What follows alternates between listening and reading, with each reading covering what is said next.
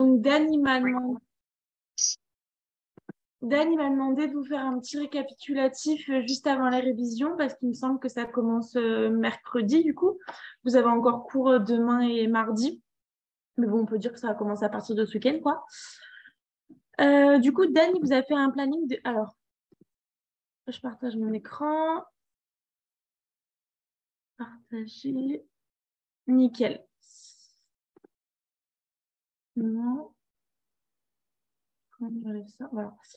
Alors, Dan, il vous a fait du coup un planning de révision. Et donc, au tout début, d'abord, il vous a marqué quand même quelques informations importantes. Donc, vous savez que les révisions elles sont jusqu'au 5 décembre parce que le concours, ça sera le 6 décembre. Et donc, le 7 décembre, la mineure, mais bon, on s'en fout de la mineure. Et donc, bah, pendant ces 3 semaines de révision, il va falloir que vous adoptiez une stratégie optimale pour pas perdre de temps, pour être efficace, pour pas être trop fatigué, même si à la fin, bah, comme tout le monde, vous allez être super fatigué. Et donc, je pense que déjà, chacun, vous avez choisi de soit rester chez vos parents, soit rester à votre appartement, enfin pour ceux qui n'habitent pas chez leurs parents. Vous avez choisi de réviser chez vous, dans votre chambre, à la BU, à la prépa. Donc, je pense que pour ça, tout le monde a trouvé sa méthode de où le mieux réviser. Je pense qu'il n'y a pas de méthode qui est mieux. Moi, au premier semestre, j'étais rentrée chez mes parents parce que j'avais envie de rentrer. Et au deuxième semestre, je suis restée à Marseille et j'allais à la BU. Donc après, vraiment, c'est propre à chacun de si vous préférez rester seul avec vos parents pour manger le midi et le soir. Voilà, si vous préférez avoir une présence dans la journée au cas où bah, vous avez un coup de mou. Donc ça, c'est vraiment vous qui voyez. Après, je vais vous montrer mes plannings de révision à moi. Euh, Pendant du coup ces révisions, il va essayer de falloir de faire le tour des cours au minimum 2 fois. Et si vous avez le temps, d'essayer de faire 3 fois tous les cours. Je crois que vous avez du coup à peu près ouais, 21, 22 jours de révision. Donc en soi, vraiment 2 fois, c'est large possible. 3 fois, après, ça dépend du rythme auquel vous allez. Moi, par exemple, j'avais fait un peu plus de 3 fois le tour des cours parce que moi, je faisais pas trop de maths. Du coup, j'avais entre guillemets une matière en moins. Du coup, je suis arrivée à faire un peu plus de 3 fois tous les cours. Et moi, ce que j'avais fait, c'est que dans mon planning de révision, j'avais gardé les 2 jours avant la veille du concours. Donc, le concours, c'est le mardi. Je m'étais gardé le dimanche et le lundi où, pendant les révisions, je m'étais fait une petite liste vraiment des cours les plus durs que j'arrivais pas du tout et que je savais qu'il fallait que je revoie pendant les 2 jours juste avant parce qu'il fallait que je les ai en mémoire courte. Vraiment, du coup, pendant que vous allez réviser vos cours, faites-vous vraiment une petite liste de 6-7 cours que vraiment, il faut que vous relisiez au dernier moment le lundi parce que c'est vraiment sur cela que vous buguez. Moi, je sais que j'avais relu beaucoup. J'arrivais pas à équilibrer hydrosodé en UE3, je sais pas pourquoi j'arrivais pas. Les glucides, les lipides, j'avais relu la veille, vraiment la veille et l'avant-veille, mettez-vous vraiment sur les cours, les derniers points que vous n'arrivez pas et qu'il faut mémoriser vite, vite pour le retenir pour le mardi. Après, donc voilà, il y a plusieurs méthodes comme je pense que vous le faites pendant les journées normales, là, avant les révisions, de travailler plus le matin, de travailler plus le soir. Ça, c'est à vous de voir. Je sais que Dan, il vous dira toujours de privilégier de vous coucher un peu plus tôt et de vous lever plus tôt. Après, moi, je sais que c'était totalement l'inverse. Je n'arrivais pas à travailler le matin, c'était une catastrophe. Et du coup, ben, je travaillais le soir, je travaillais à 1 heure du matin. Enfin, voilà. Donc après, c'est vraiment à vous de voir si vous préférez le matin ou le soir. Mais je sais qu'il y en a qui m'ont dit qu'ils voulaient augmenter leur nombre d'heures par jour de travail. Et je trouve que c'est pas trop nécessaire. Enfin, ça sert à rien de vous dire qu'allez, il faut travailler 16 heures par jour. C'est beaucoup trop. Vous allez être fatigué, ça sert à rien. Donc, je pense qu'il faut que vous gardiez votre rythme que vous avez là. Euh, Pareil, le même nombre d'heures par jour, parce que si vous augmentez, ça, vraiment, ça va pas le faire. Il faut que vous continuez à dormir bien, un nombre d'heures suffisant, à bien manger, à bien faire vos pauses du midi, du soir. Même si vous dites, hey, c'est la dernière ligne droite, pensez à faire votre pause normale et vous dites pas, aujourd'hui, je fais plus court parce que c'est le concours, c'est dans 3 jours. Non, on fait comme d'habitude, une pause. Comme Dan il a dit, le matin, vous pouvez faire un petit quart d'heure de pause de milieu pour décompresser, la pause goûter. Enfin, vraiment, négligez surtout pas de vous dire que il faut quand même se reposer et que c'est pas parce que c'est la dernière ligne droite qu'il faut foncer tête baissée parce que sinon, le jour du concours, vous allez être, euh, vous allez être crevé. Pendant ces 3 semaines, vous pouvez aussi vous prévoir quand même un soir de pause si vous voulez voir des amis, voir votre copain, votre copine, ou voilà, rester un peu avec vos parents et tout. Faites-vous un soir de pause parce que je sais que moi, j'en avais pas fait. Enfin, j'en avais pas prévu dans mes révisions. Je m'étais dit, je travaille 8 heures, enfin, je commençais à 9h30 jusqu'à 1h du matin. Je m'étais dit, je fais ça tous les jours pendant 3 semaines sans une seule pause. Et au final, une semaine du concours, j'ai complètement pété les plombs. Et il y a une soirée à partir de 18h, j'ai rien pu faire parce que j'ai pété les plombs. J'ai pris ma voiture, je suis partie. Donc vraiment, faites vraiment une soirée de pause pendant les révisions parce que je pense que c'est vraiment pas négligeable. Alors après, il y a 2 teams aussi dans les révisions. Donc après le matin, le soir. Alors, il y a 2 teams.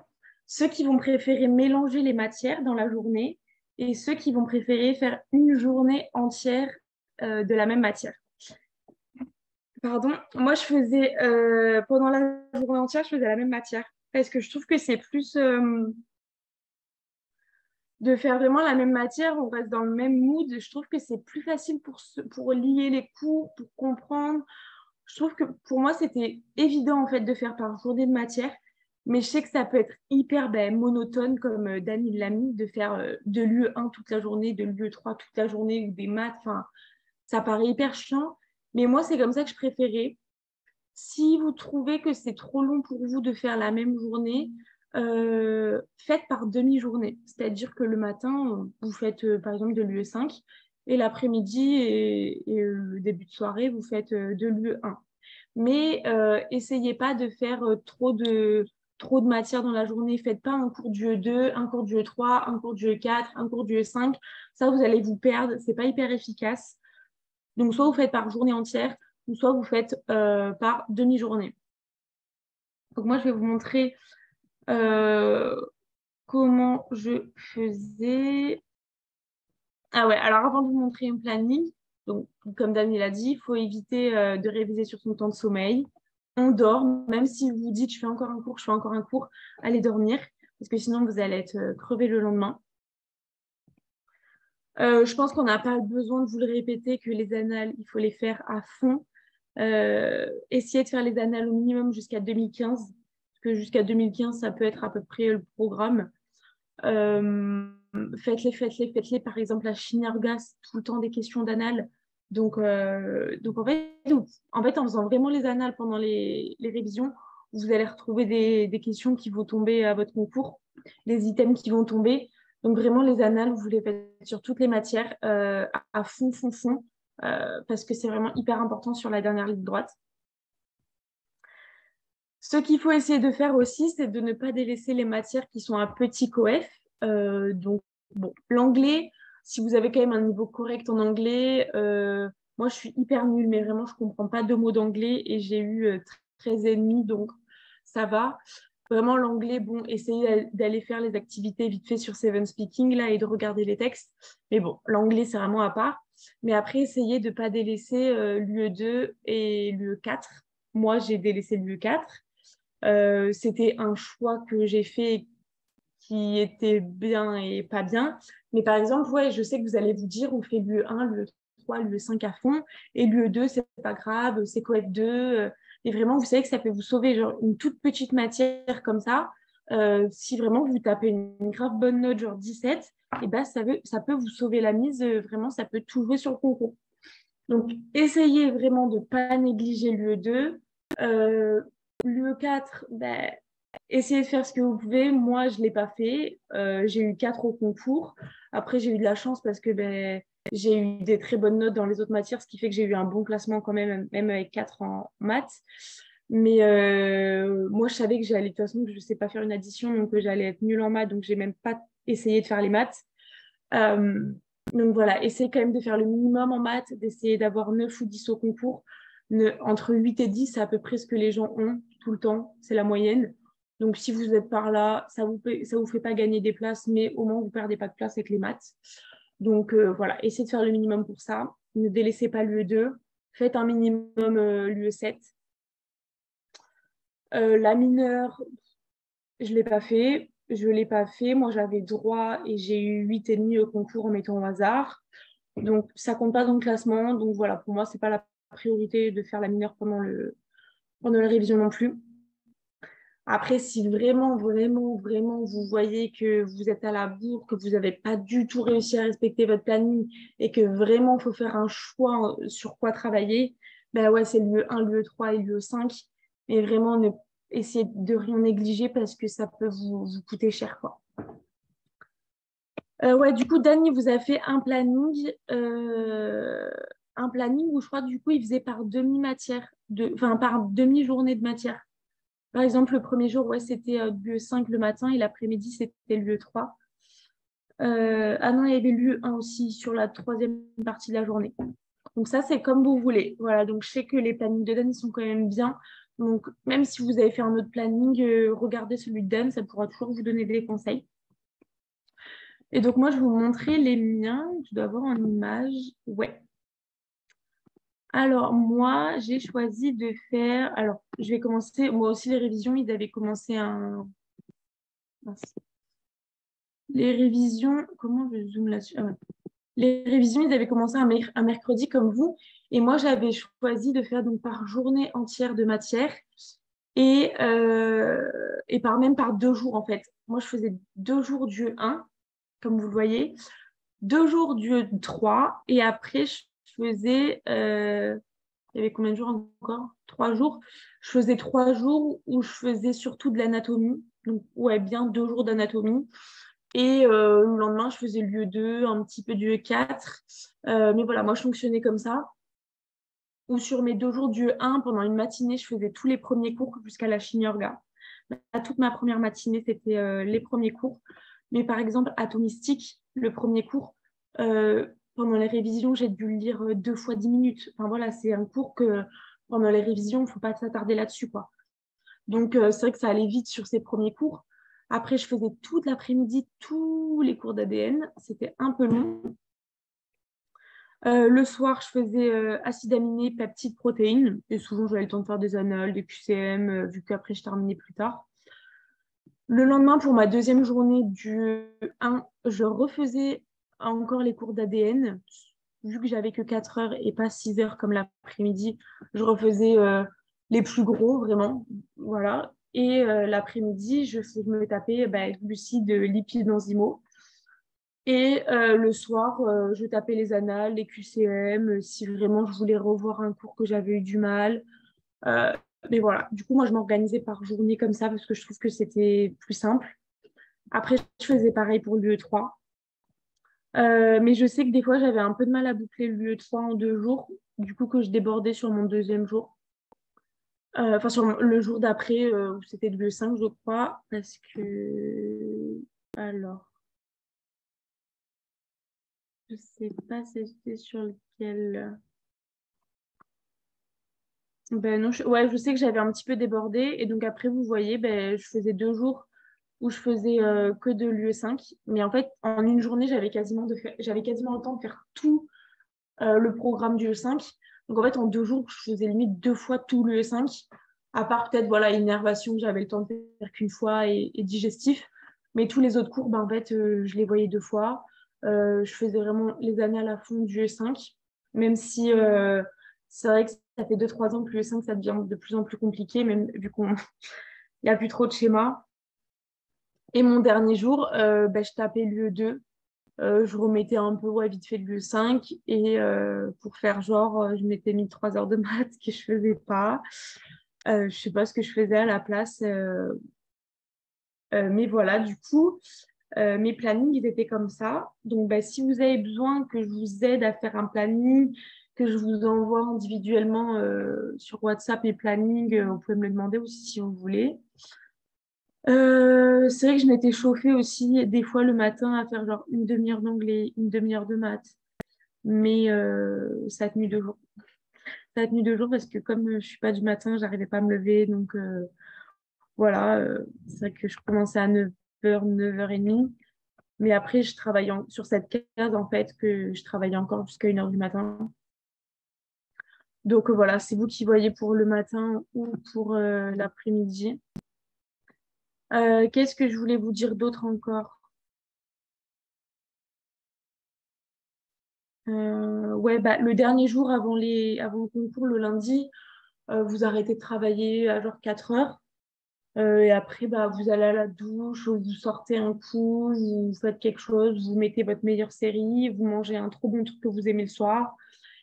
Et vous essayez de vous coucher pas trop tard et de dormir, même si je sais que bah, vous n'allez pas trop dormir. On est tous passés par là, à se dire, oh my God, je vais être fatiguée parce que je vais pas beaucoup dormir la veille du concours et tout. Mais vous inquiétez pas, j'ai pas dormi la nuit du concours. Mais pas dormi, j'ai vraiment pas fermé l'œil. Et au concours, bah, j'étais d'attaque parce que c'était le jour de ma vie où il fallait que je donne tout. Donc voilà, si vous êtes stressé la veille du concours, n'hésitez pas à nous envoyer des messages. Vous pouvez appeler Dan. Moi, je l'avais appelé la veille parce que j'étais super stressée. Donc voilà, n'hésitez pas aussi à nous poser des questions. Là, si pendant que vous revoyez vos cours, il y a vraiment des questions, enfin, il y a des moments où vous dites, je comprends vraiment pas, envoyez-nous, envoyez à vos tuteurs. Euh, Si vous avez besoin de QCM en plus, parce qu'il y en a peut-être qu'ils n'ont pas pris Medibox, Objectif Pass et tout. Donc, si vous avez besoin de QCM en plus, demandez à Dan aussi, parce que comme ça, il nous envoie des messages et il nous fait faire des QCM pour vous. Donc, n'hésitez pas. Pour ceux qui ont Objectif Pass et Medibox, les meilleures annales, c'est celles de Medibox. Objectif Pass, elles sont un tout petit peu moins bien, puisqu'il y a un peu des fautes. Donc, si vous avez les deux, privilégiez celle de Medibox. Et faites attention dans celle du tutorat, parce qu'il y a pas mal d'erreurs. Par contre, le tutorat, malheureusement, il y a pas mal d'erreurs dans leurs annales. Mais bon, après, si vous avez des doutes sur des questions, bah, envoyez-nous-les et on pourra toujours vous répondre. Donc, bah, dites-moi si vous avez des questions, vraiment profitez-en là pour dire si vous avez quelque chose à dire, que vous n'êtes pas beaucoup. Parce que comme ça, je peux répondre à tout le monde, quoi.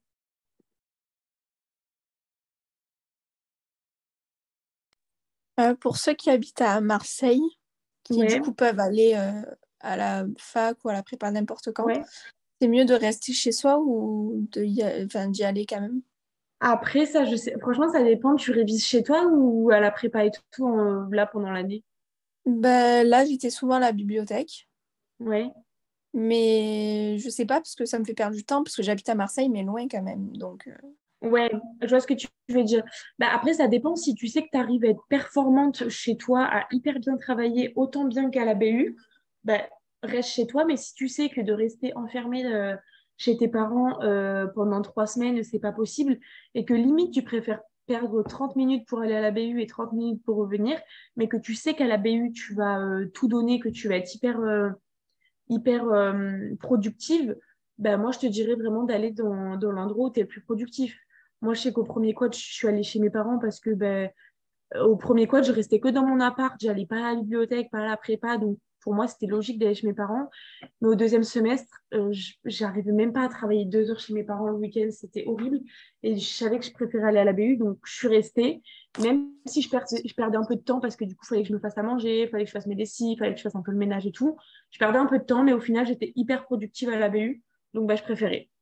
Donc, ok, après, vois où t'es vraiment le plus productif, quoi. Même si tu perds un petit peu de temps pour le trajet. ok, merci. D'autres questions?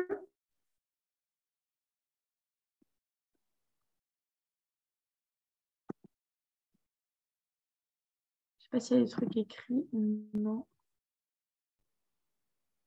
J'arrive pas à revenir en fait sur où j'étais. Comment je fais?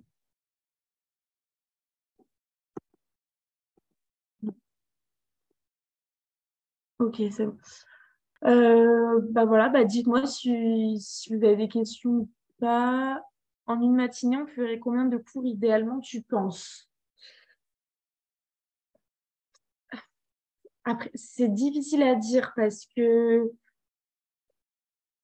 en vrai, Dan, par exemple, je sais que sur son planning, il a mis, par exemple, en une matinée sur l'UE5, tu devais réussir à faire pelvien, thoracique, circulatoire et respiratoire. Je pense que c'est une bonne moyenne parce que ça fait 1 heure par cours. Mais je sais que pour moi, je faisais quasiment le double de ça en une matinée, parce que moi, j'allais hyper vite, mais vraiment hyper vite. Il n'y a personne qui faisait aussi vite que moi. Donc, je pense que ce que Dan, il a mis comme... C'est pour ça, regarde le planning de Dan, et tu vois ce qu'il a mis en moyenne, combien de cours par jour. C'est vraiment une bonne moyenne. Après, si vraiment tu sais que tu es plus lente et qu'il te faut plus de temps, ben, va plus lentement si vraiment tu arrives à travailler que comme ça. Mais moi, je sais que ben, je faisais très vite, donc je faisais beaucoup plus que,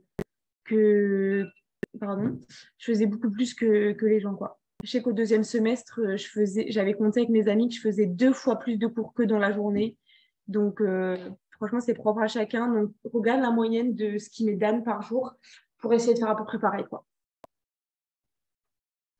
Est-ce que vous avez d'autres questions? Alors, non, tu m'as répondu. Après, voilà, n'hésitez pas si pendant les 3 semaines là, vous avez d'autres questions. Si vous voulez voilà, des QCM, des plannings, si vous avez besoin d'appeler quelqu'un parce que vous avez des doutes, parce que vous avez l'impression que vous n'allez pas réussir et tout, envoyez des messages à vos tuteurs, à moi, à Dan, et, euh, et on sera là, il n'y a pas de souci.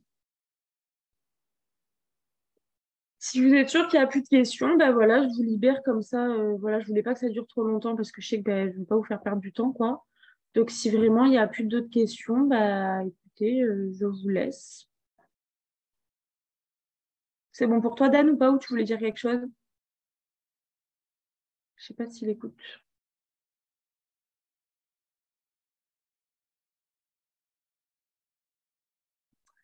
Il doit pas écouter. Ou il est parti, je sais pas. Ah oui, bah il est parti, d'accord. Bon. Bah écoutez, bah, je vous laisse. Vraiment, si vous êtes sûr que c'est bon, je vous laisse. Et bah écoutez, je vous souhaite bonne chance pour les révisions. Bonne chance pour le concours. Et vraiment, si vous avez la moindre question, le moindre doute, n'hésitez pas à nous envoyer des messages. Voilà. Passez une bonne soirée. Merci. Salut. Merci.